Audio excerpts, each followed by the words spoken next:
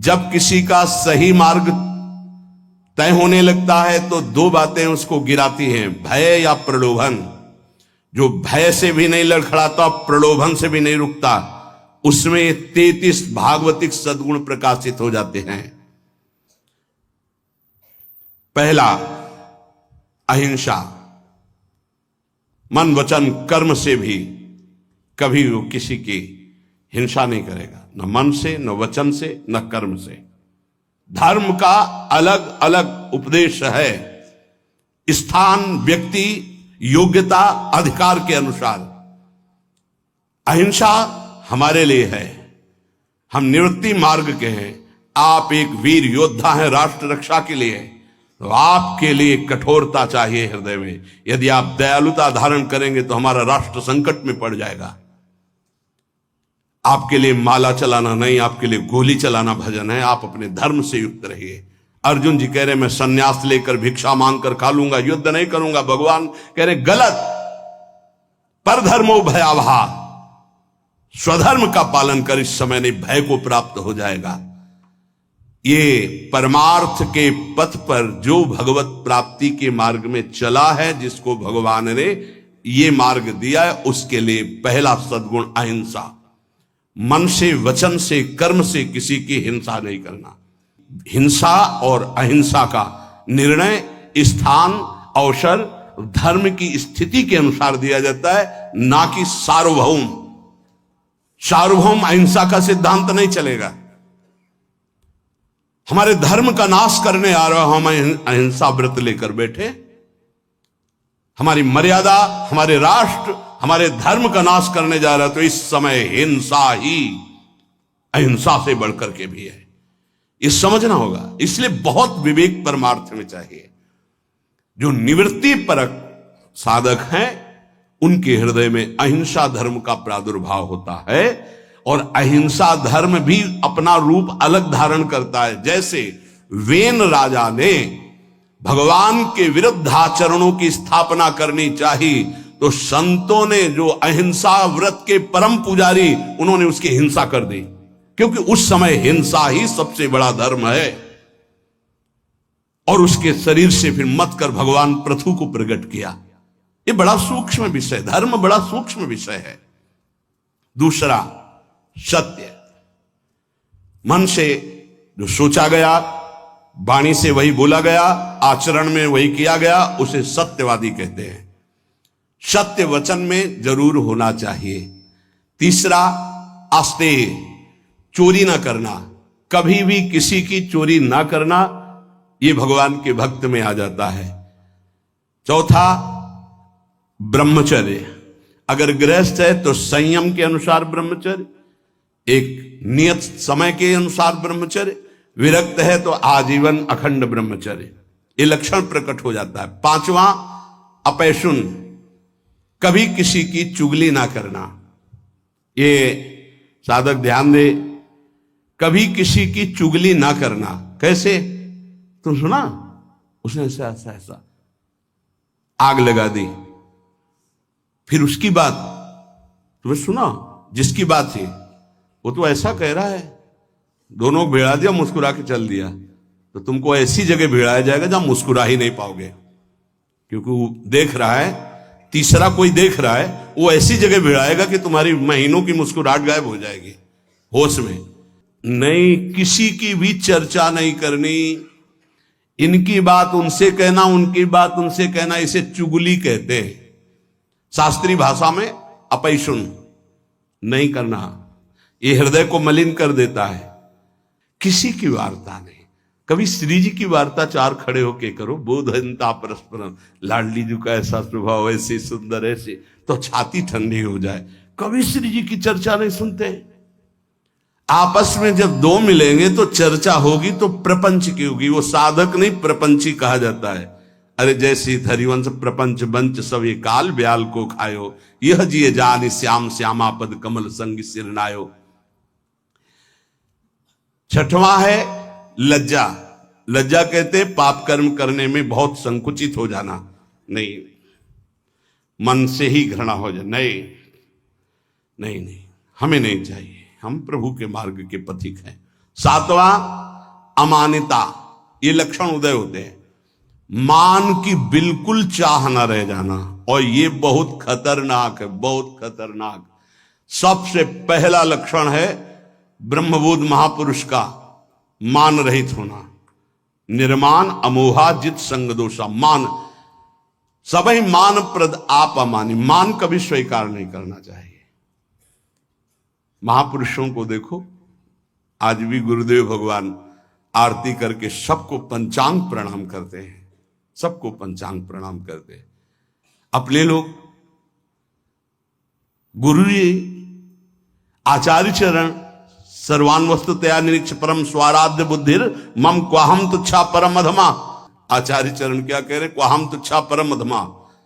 सबको प्रणाम कर रहे हैं, गुरुदेव सबको प्रणाम कर रहे हैं, तो हमको शिक्षा लेनी चाहिए। अमानी ना मान देना, सब ही मान प्रद आप अमानी। ये अमानिता, ये सातवां लक्षण उपासक के अंदर जागृत होता है। आठवां पवित्रता, शरीर पवित्र, वस्त्र पवित्र, चिंतन पवित्र, व्यवहार पवित्र। छल कपट से व्यवहार दूषित हो जाता है।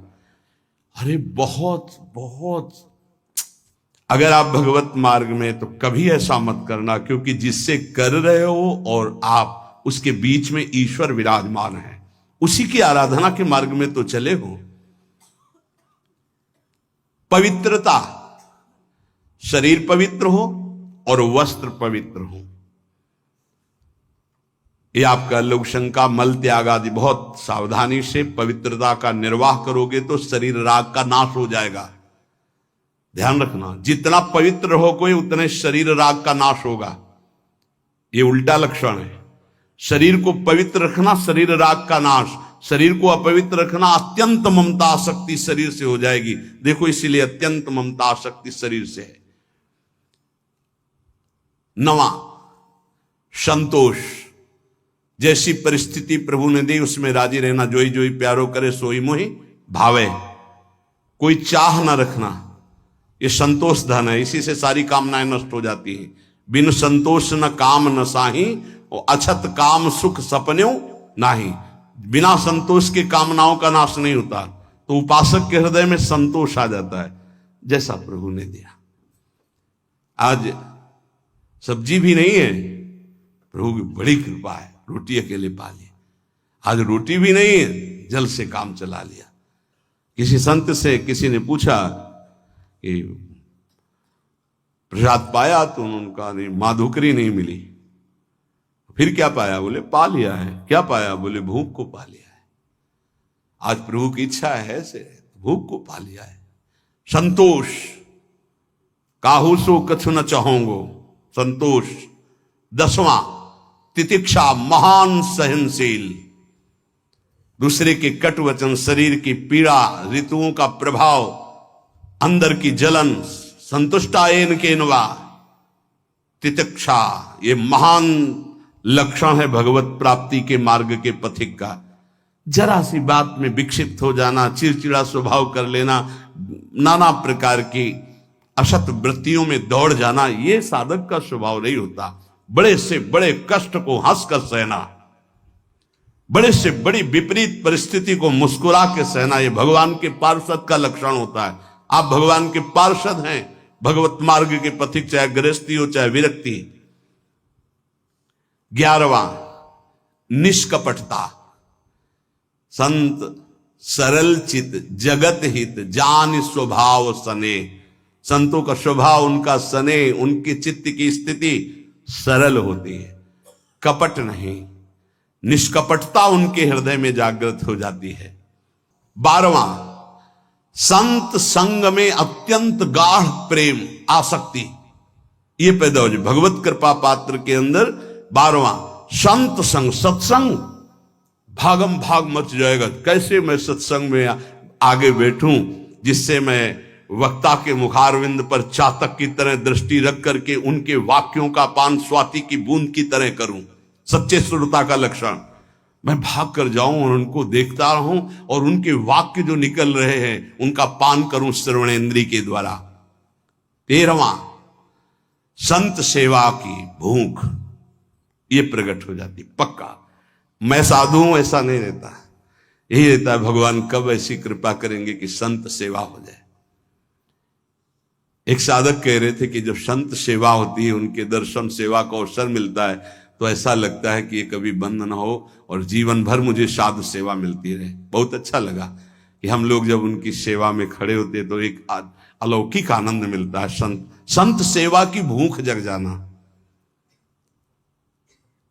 बड़े भावुक जन होते हैं, बड़े भावुक जन होते हैं। इससे बहुत बड़ा प्रभाव पड़ता है, बहुत बड़ा हृदय में प्रभाव पड़ता है। एक संत थे जो कभी सेवा स्वीकार नहीं करते थे, तो बाहर उस समय शौच जाने को होता था, तो जहां वो बाहर शौच जाते थे, तो एक भगत थे, वो कभी शिष्य नहीं बनाते थे संत। तो कैसे सेवा करें, कहीं कुटिया में सेवा को तो अवसर ही नहीं था, तो जब शौच हो जाते तो शौच को गड्ढा खोद करके ऊपर से रथ से पाट देते। तो पहले जिस एरिया में शौच जाते थे तो उनको दिखाई देती थी पड़ी, साफ साफ एकदम ऐसे। महीनों हो गया, तो एक दिन छुप करके देखा, तो वो कर नजदीक गए, कहा भाई ऐसी ये वृत्ति आप करते हो मुझे पसंद नहीं, आप क्यों करते हो? उनका भगवान मुझे लगा था कि संत सेवा करना चाहिए, आप प्रगट में कोई वही उन्हीं को शिष्य बनाया और अपनी सारी आंतरिक धरोहर उनको सेवा से बहुत, पर सेवा ऐसी छुप कर या कोई जान न पावे या उसको जनाने की चेष्टा ना हो, उससे मान सम्मान प्रियता प्राप्त करने की इच्छा ना हो, ये सेवा का भाव बड़ी कृपा से प्राप्त होता है। संदीपनी जी अपने गुरु जी की सेवा के प्रताप से ही जगत गुरु भगवान श्री कृष्ण के गुरु बनने का पद प्राप्त किया। सेवा में बड़ी सामर्थ्य है। स्वयं रघुनाथ जी गुरु सेवा संत सेवा के इतने इच्छुक कि विश्वामित्र जी की आज्ञा में रहे, उनके साथ साथ रहे, उनके चरण दबाए, उनके जिनकी आज्ञा का पालन समस्त वैदिक ब्रह्म ऋषि सिद्धांत पूर्वक करते हैं, वो प्रभु आज्ञा पालन कर रहे हैं। विश्वामित्र जी की हर कदम पर आज्ञा लेकर जा रहे हैं। 14वां तप कहते हैं मन में आए हुए विकारों को सह जाना, उसके अनुसार भोग क्रिया न करना, वो जो ताप होता है उसे सह जाना तप कहते हैं। अपने परमार्थ मार्ग में चलने में जो कष्ट मिलता है उसको हंस के सह जाना, उसे तप कहते हैं। जैसे किसी को भी नींद ना आती हो तो इस समय आराम से आ जाएगी घर में आराम से, लेकिन आप नींद का त्याग करके तो प्रणाम करते हैं। कहते हैं कलयुग चल रहा है, प्रणाम करते 10-10 20-20 हजार लोग मार्ग में, अगर हम वहां से 2:15 बजे निकलते हैं तो वो कै बजे से लगे होंगे, कै बजे खड़े रहे होंगे, कहां से आए होंगे, और किसी के चेहरे में कोई निराशा नहीं, नाचते हुए उत्साहित होते। मुझे तो सतयुग दिखाई दे रहा है, सब राधा राधा राधा राधा राधा। कहां उनकी नींद है, कहां उनकी सुविधाएं? छोटे छोटे गोद में बच्चे लिए धक्का खाते हुए खड़े हुए, बलियारी उनको प्रणाम है। क्या देखने के लिए खड़े हैं? क्या मिल जाता है उनको? ना एक चाय मिलती, ना एक लड्डू मिलता है, ना उनको ऐसे भी तो नहीं होता कि, और ऐसे है भी क्या? आया क्या कुछ तुम्हारे पास है? ऐसे कुछ आया क्या? कुछ नहीं, कुछ नहीं। नहीं तो हम कर तो रहे नहीं, लोग ऐसे नहीं। अगर कुछ आया हो तो बताओ, कुछ नहीं आया। राधा राधा राधा आया, बोलो या ना बोलो, राधा राधा राधा कान में आया, श्रवण में सुना, तुम्हारा मंगल हो गया। कैसे भगवान की कृपा पात्र जन हैं। अपने तो संत नहीं है, संतों की चरण धूलि के आश्रित हैं। वो केवल संत दर्शन मात्र के लिए दूर दूर से गाड़ियों से आकर के रोड में खड़े। आप सच्ची मानिए, जब दृश्य देखिए वहां पार्क उधर से जब मुड़ते हैं तो दोना पत्तल कीचड़, जहां कूड़ा है वहां वो खड़े हैं। तो उनके चरणों में मन प्रणाम करता है कि उनको ये नहीं कि मैं कीचड़ में घुसा खड़ा हूं या ये अशुद्ध दोने पत्तल उनके ऊपर खड़ा हूं, वह कहीं से भी दर्शन हो जाए मैं खड़ा हूं। प्रणाम है। तप अपने धर्म के पालन में जो कष्ट मिलता है उसको सहना। अपने धर्म के पालन में जो कष्ट है उससे, जैसे आप संयम से चल रहे तो काम वेदना जागृत हो रही, कोई आपको कटु वचन कह रहा तो क्रोध वेदना आ रही, आप अपने परिवार के मोह का पोषण नहीं कर रहे तो मोह जला रहा है, आपके पास अर्थव्यवस्था नहीं तो लोभ आपको सता रहा है, कई तरह की ऐसी वेदनाएं ताप हैं, पर साधक उधर ध्यान न देते हुए वो भगवान की तरफ बढ़ता, उसे ही तपस्वी कहते हैं, भारी तपस्या इसे कहते हैं। 15वां स्वाध्याय, अपनी वाणी जी का गायन और शास्त्र सिद्धांतों का स्वाध्याय। ये अगर आप नहीं भी करते हैं तो सुनने को मिल रहा है आप सबको, स्वाध्याय करने की रुचि बढ़ जाती है। देखो, जिनका हृदय अपवित्र है, जब वाणी जी होगी यहां बैठेंगे नहीं, यहां नहीं बैठेंगे, आपको बाहर मिलेंगे, क्योंकि मन बर्दाश्त नहीं कर पा रहा वाणी जी के श्रवण में। और जिनका मन निर्मल है, शांत वाणी जी में दृष्टि, उधर गायन हो रहा, कान में पड़ रही, अहो भाग्य, बैठे रहो, ये बंद करो, जो उद्दंडता है मन की बंद करो। सम दम, सम इंद्रियों को बहिर्मुख होने से बचाओ और अंतर्मुख रखो। दम मन का निग्रह करो, मन जो भोगों की तरफ जा रहा है उसे प्रभु की तरफ लगाओ, बार बार हटाकर भोगों से प्रभु की तरफ लगाना मनोनिग्रह, और इंद्रियों को विषयों से हटा करके बार बार प्रभु की तरफ लगाना इंद्रिय निग्रह। शम दम, दान विनय, ये 17वां दान। अगर आपके पास 100 रुपए हैं, किसी को बीमार देख रहे हो, कष्ट में देख रहे हो, या साधु सेवा या गौ सेवा जो हमारे धर्म के स्तंभ हैं, अगर 1 रुपए भी दे देते हो धर्म की कमाई का, तो बहुत बड़ा वो दान है। बेईमानी करके आप 1 लाख देते हो, उसका कोई महत्व नहीं है, क्योंकि वो बेईमानी करने जिसके पास जाएगा उसकी बुद्धि को भ्रष्ट करेगा।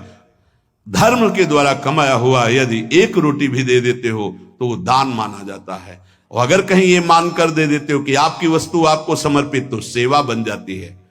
विनय, आपका व्यवहार विनय पूर्वक होना चाहिए। सबहिमान प्रद आप अमानी, विनय इसी में आएगा। हंस बोले बहुमान दे, तरुषम सहनशीलता होए, परम उदार कहे सब कोई, सोच न मन कबहू करे, कब जब वृत्ति भगवदाकार हो जाए तब। नहीं, पहले प्रवचन में कहा है कि नारियल जैसा स्वभाव होना चाहिए, ऊपर से जटिल और कठोर और अंदर से मृदु। अगर ऊपर से मृदु रखोगे तो घायल हो जाओगे, तुम्हारी सामर्थ्य नहीं कि माया के आक्रमण को सह पाओ। एक बार जो तुम्हारी तरफ देखे, दोबारा प्रियता भरी नजर से ना तुम देखो ना वो देखे, जब तक भगवत साक्षात्कार। इसीलिए उत्तम साधकों को देखा गया गंभीर मुद्रा, हिम्मत ही नहीं पड़ेगी कि तुम उनसे संभाषण कर लो, पक्का तुम्हारी हिम्मत नहीं पड़ेगी कि बात करो। अगर तुम्हें श्री हरिवंश भी कहना है तो एक बार सोचना पड़ेगा, वही जाकर सिद्धावस्था को प्राप्त होते। पहले ही व्यवहार में विनम्रता और हंस बोले बहुमान दे, तो तुम्हारी सामर्थ्य नहीं कि तुम व्यवहार के प्रेम को पचा पाओ। विनय। 18वां आर्जव, आर्जव कहते हैं सरलता को। अंदर की सरलता बहुत उत्तम है, बाहर की कठोरता अति आवश्यक है साधक के लिए, बहुत जरूरी है। अगर बाहर से सरल हुए तो धोखा हो जाएगा। ये इसीलिए शास्त्र अनुभवी जिज्ञासु तभी ले पाएगा जब अनुभवी मिलेंगे, नहीं तो शास्त्र को सरल होना चाहिए। तो कैसा सरल होना चाहिए? बहुत सावधान हृदय सरल होना चाहिए, बाहर बहुत विवेक पूर्वक। बिल्कुल कोई ऐसा सरल नहीं है कि साधक से आप संभाषण कर लें, ऐसा स्वभाव बनाना चाहिए। सरल हृदय, संत सरल चित, जरा शब्द पर देखिए, सरल चित, चित्त में सरलता हो, व्यवहार आपका निष्कपट निश्चल, और व्यवहार थोड़ा शुष्क हो। कब तक? जब तक भगवत प्राप्ति न हो जाए। नहीं तो अगर शुष्क नहीं तो फिर रस में मक्खियां भनभनाने लगेंगी। आंतरिक रस बढ़ाओ, बाहर शुष्क रहो। जब बाहर ठाकुर जी श्री जी आदेश करें कि अब बहने दो रस की धारा, तो वो फिर संभाल लेंगे। 19वां दया, दया बिना साधु कसाईयो, दया करी तो आफत आई। ये उड़िया बाबा के ही वचन है। दया बिना साधु कसाई, दया होनी चाहिए, लेकिन वही दया तुम्हें मुक्त करेगी, वही दया तुम्हारे अंदर होनी चाहिए। दया का उल्टा क्या है? याद। भगवान की याद भुला दे ऐसी दया कभी मत करना, जैसा भरत जी ने किया। भरत जी ने दया किया, वो ममता साथ में जोड़ दी, भगवान का भजन छूट गया, अगला जन्म हिरण का बने, तब भजन शुरू हुआ। दया करनी है,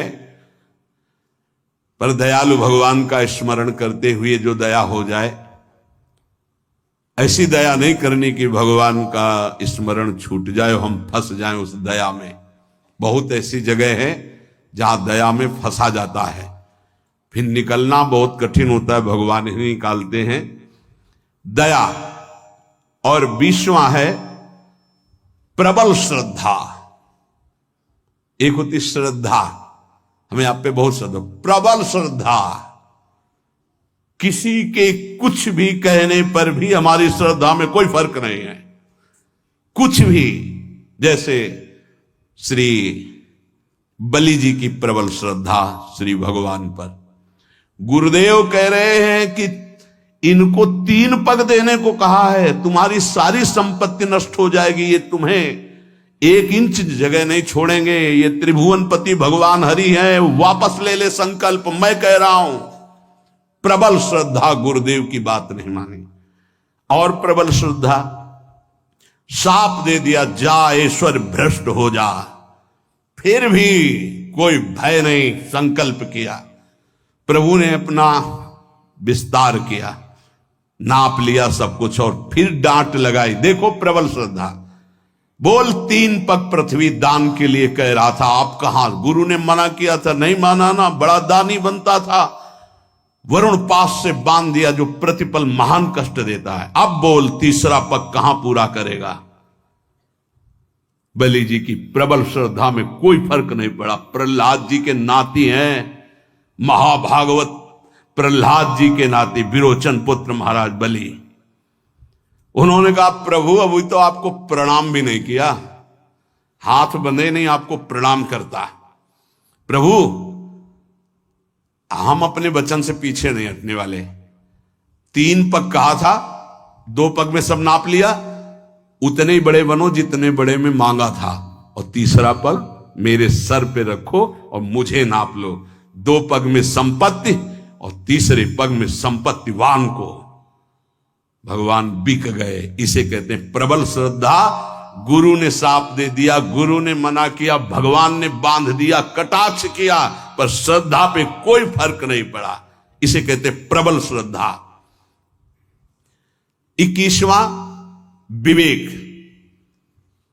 ये विवेक बहुत बड़ा साधक का बल होता है, ये कहीं फंसने नहीं देता, हर जगह से विवेक बचा लेता। बहुत सुंदर अस्त्र है विवेक, जो हर समय काटता रहता है। मोह, ममता, राग, काम, क्रोध, लोभ, मद, सबको काट के भगवान की प्राप्ति कराने में बहुत बड़ा हाथ है विवेक का। और ये विवेक किसी बाजार में नहीं मिलता है, ये केवल साधु समागम में मिलता है। बिन सत्संग विवेक न होई, और राम कृपा बिन सुलभ न सोई। बिना सत्संग के विवेक नहीं होता, बिना राम कृपा के सत्संग नहीं प्राप्त होता। 22वां दृढ़ वैराग्य। दृढ़ वैराग्य त्याग कहते हैं। भोग सामग्री की भोगने की इच्छा है, पर भोगूंगा नहीं क्योंकि भगवत प्राप्ति करनी है, इसे त्याग कहते हैं। भोग सामग्री की भोगने की इच्छा का ही नाश हो गया है। भोग सामग्री आसपास है लेकिन नहीं, इच्छा ही नहीं है, उसका नाम वैराग्य है। दृढ़ वैराग्य, यहां से लेके ब्रह्मलोक तक के किसी भी भोग की सामर्थ्य नहीं कि उस उपासक के मन को ललचा दे, चलायमान कर दे, उसे दृढ़ वैराग्य कहते हैं। ये जागृत हो जाता है। 23वां एकांत सेवन की रुचि, अंतर्मुख। एकांत सेवन की रुचि, अंतर्मुख। बाहर के लिए कमरे की बात नहीं है, यहां कमरे में भी बैठकर आप एकांत नहीं रहेंगे यदि अंतर्मुख नहीं है। विषय चिंतन कर रहे हैं तो आप बाहर ही हैं, एकांत नहीं। एकांत अपने इष्ट के चिंतन में निरंतर लगे रहना। 24वां किसी भी तरह का कोई भी परिग्रह न रखना अपने लिए, कोई भी परिग्रह अपने लिए नहीं रखना। जिसने आज दिया है वही कल देगा। जो पूरे विश्व का भरण पोषण करता है वो इस शरीर का भी भरण पोषण करेगा। चिंता क्या करनी है? हम अपने कर्तव्य का पालन करते हैं, चिंता नहीं। हम प्रभु की आज्ञा में अपने जीवन को समर्पित करते हैं, भोगों की संग्रह में नहीं। अपरिग्रह, अपरिग्रह दो प्रकार का होता है। एक बाहर से लिया हुआ दान और एक अंदर चिंतन। ना हमें भोगों के, अगर आज जो है ये खाने को मिल जाता, अगर ऐसा वस्त्र मिल जाता, ऐसा ऐसा, ना अंदर से चिंतन और बाहर से प्राप्त होने पर जितना हमारे शरीर का भरण पोषण इसके अलावा नहीं है, हमें नहीं चाहिए। अगर वो उस पर महत्व बुद्धि है तो परिग्रह, परिग्रह है तो भगवान के अनुराग में बाधक है। अपरिग्रह बाहर और आंतरिक दोनों जगह से आशा शून्य हो जाना। आशा ही परमम दुखम नैरास्यम परमम सुखम अपरिग्रही का लक्षण है। बिना आशा के जो भोग प्राप्त हुआ है उसमें भी पहले विवेक के द्वारा देखना है कि धर्मयुक्त है कि नहीं, फिर विवेक के द्वारा निर्णय करना है साधना में सहयोगी है कि नहीं, फिर कितनी आवश्यकता है उतना उपभोग करना। 25वां समाधान, कई बार कहा है सत्संग में कि साध्य और साधन के विषय में साधक का समाधान हो जाना चाहिए। आपको पता है आपका साधन क्या है, आपको पता है आपके साध्य कौन है, बस साध्य निश्चित किए श्यामा श्याम, साधन उनके गुरुदेव के द्वारा जो दिया हुआ उपासना का मार्ग है, बस उसी पर। अब साध्य साधन के विषय में कोई प्रश्न नहीं, कोई संशय नहीं। चित्त का भगवदाकार हो जाना, अपने आराध्य देव में समर्पित हो जाना ही वास्तविक समाधान कहा जाता है। अब इस इष्ट के विषय में या साधन के विषय में कोई शंका नहीं, उसे समाधान कहते हैं। 26वां उपरति, वैराग्य के ऊपर का हिस्सा है। वैराग्य में तो भोग सामग्री है पर भोगने की इच्छा नहीं है। उपरति में भोग सामग्री है ऐसा बोध भी नहीं रहता, एकमात्र केवल परमात्मा बुद्धि, ये उपरति जागृत हो जाती है। 27वां भगवत तेज, जिससे सब भयभीत रहते हैं उसे भगवत तेज कहते हैं। कोई भी त्रुटि गलती करोगे, कोई भी धर्म विरुद्ध आचरण करोगे, तुम्हारा मन सामने आने के लिए नहीं कह पाएगा। तुम कटोगे, सामने नहीं आओगे। तुम्हारा अगर ज्यादा अपराध बन गया तो निंदा करने लगोगे, द्वेष करने लगोगे गुरुजनों से, क्योंकि तुम्हारे नाश का कारण बनेगा। भागवतिक तेज, जैसे श्री कपिल जी महाराज से सागर के जो 60,000 पुत्र थे, वहां आश्रम में घोड़ा बंधा हुआ था, उनको तो पता ही नहीं था, ध्यान में थे, किसी ने बांध दिया। उनको लगा कि इन्होंने तो उपद्रव मचा दिया, तो केवल देखा था, सोचा नहीं था। इतने में सब के सब भस्म हो गए। इसे भगवत तेज कहते हैं। दूसरा भगवत तेज का स्वरूप, घोर विषयी पामर नीच आचरण करने वाले की चित्त वृत्ति का परिवर्तन करके परमार्थ पे खड़ा कर देना, भगवत मार्ग में चला देना, इसको भागवतिक तेज कहते हैं। ये तेज महापुरुषों में, अपराधियों के अपराध को रोक देना, मलिन वृत्ति को उठाकर भगवदाकार कर देना, ये जो तेज है ये भक्त में जागृत होता है, संतों में जागृत होता है। इसी से जगत मंगल होता है, इसी तेज से। जैसे किसी एक वैज्ञानिक ने कल, डॉक्टर कैंसर के और विज्ञान संपन्न थे, उन्होंने कहा मेरा विज्ञान आपकी इस प्रवचन में एक बात जो आई उसको स्वीकार नहीं करता कि किसी संत ने थूक दिया तो कैंसर ठीक हो गया। मैं उसका बहुत बड़ा मर्मज्ञ हूं कैंसर का। उसका ऑपरेशन किया जाता है, फिर वो बढ़ता ही रहता है, वो मार के ही छोड़ता है, चाहे 1-2 वर्ष 4 वर्ष उन्हें मरना पड़ता है। पर आपने कहा कि कैंसर का उन्होंने थूक दिया तो कैंसर ठीक हो गया, तो तुम्हें आश्चर्य लगा, तुम्हारा ज्ञान विज्ञान काम नहीं करता। तो एक साथ में और बात सुनी होगी कल कि उन्होंने फिर अपने पैर पे उसके लिया और उस पैर में वो कैंसर इतना बढ़ा कि उसको अपना चरण जो है वो कटवाना पड़ा। पूरी बात सुनोगे तो प्रश्न उत्तर नहीं होगा। अब तुम्हारे अंदर ये सामर्थ्य नहीं कि तुम दूसरे के प्रारब्ध को ट्रांसफर कर लो अपने ऊपर, लेकिन उन महापुरुषों में सामर्थ्य है, इसे भगवत तेज कहते। तुम विज्ञान पढ़ लिख कर बुद्धि की धरा से प्राकृतिक वस्तु के केवल जानकार हो सकते हो, लेकिन जिसने बुद्धि सच्चिदानंद में लगा दी है वो अप्राकृत दिव्य चिदानंद भाव को तुम प्राकृतिक बुद्धि से कैसे तोल सकते हो? तुमको क्या पता? अगर हम ये घटना बता दी तो तुम्हें समझ में आ रहा है। नहीं, हजारों के दोषों और पापों को स्वयं संत लेकर कुछ संकल्प से, कुछ भजन से, कुछ भोग कर नष्ट करते हैं, कर रहे थे और करते रहेंगे। तुम्हें क्या पता है इसको? तुम्हें पता है जो भगवान के भजन में लगे हुए हैं उनके प्रारब्ध की धज्जियां तो भजन से उड़ जाती हैं। वो जो क्षण क्षण कष्ट भोगते रहते हैं, ये शरणागति का प्रभाव है। आपको स्वीकार करके आपके सारे पापों को भस्म करते तभी आप कदम आगे बढ़ा पाते हो परमार्थ में। इस रहस्य को बताया नहीं जाता। ये जितने बड़े बड़े महापुरुष हैं जिनकी शरण में अपने लोग होते हैं, वो पहले हमारे प्रारब्ध को भोगते हैं, उसको काटते हैं भजन के द्वारा, तप के द्वारा। जो प्रबल होते हैं उनको शरीर में भोग करके। ये विज्ञान क्या जान पाएगा इस विषय को? आज भी करह में पत्थर पूज रहा जिसमें बाबा रामदास जी बैठकर भजन करते थे। कैसे तुम संतों की विज्ञान जान पाएगा, संतों की महिमा? क्योंकि जितनी तुम बुद्धि लगा रहे हो वो सब प्राकृतिक ब्रह्मा के द्वारा रची हुई है। और जहां ब्रह्मा की भी बुद्धि काम नहीं करती है, जैसे भगवान बाल रूप जब थे तो सखा भी बने और बछड़ा भी बने, उन भगवान में जिनकी बुद्धि लगी उनको कैसे जाना जा सकता है? कोई आश्चर्य नहीं है। संत जन भगवान के विधान में अपने मन को रखते हैं। नहीं तो हम आपको सच्ची बताएं, विश्व में उनके जो हृदय की बात है तो ना कोई रोगी हो ना कोई माया में फंसे। भाई जी हनुमान प्रसाद पोद्दार जी से कहा आप भगवत साक्षात्कार करा सकते हैं, उनका पक्का। लेकिन प्रभु का ऐसा विधान नहीं। हम सच्ची कहते हैं, किसी से नहीं कहते कि भजन करो, हम सबको राधा कृष्ण के दर्शन करा देते हैं, पर मालिक का विधान नहीं है।